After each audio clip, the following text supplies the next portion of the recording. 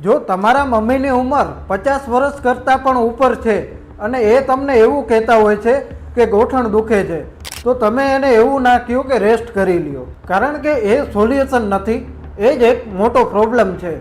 મને ખબર છે કે તમને એવું લાગતું હોય છે કે આરામ કરવાથી બધું સરખું થઈ જશે, પણ રિયાલિટીમાં એવું હોતું જ નથી. ની પેનનો મતલબ હર વખતે ની જોઈન્ટનું પ્રોબ્લેમ નથી હોતું. એનું મેજર રીઝન એ છે કે ગોઠણના આજુબાજુના સ્નાયુ નબળા પડી ગયા હોય છે, જેના કારણે બધું વજન ગોઠણ ઉપર આવે છે. તો એના માટે કરવાનું શું છે? એના માટે તમારા મમ્મીને આ 3 એક્સરસાઇઝનું કહો. એના માટે કોઈ મશીન કે અહીંયા આવવાની જરૂર નથી.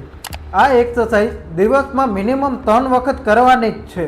કસરત નંબર 1, સિટ ટુ સ્ટેન્ડ.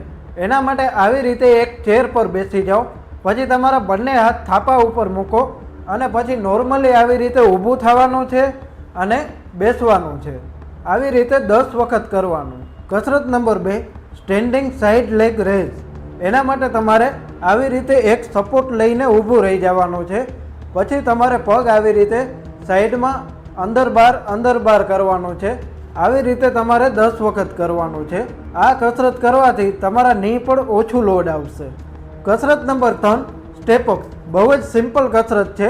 એના માટે તમારે સીડી પાસે જવાનું અને એક પગથિયું ઉપર ચડવાનું અને વળી પાછું નીચે ઉતરવાનું. આવી રીતે 15 થી 20 વખત તમારે કરવાનું છે.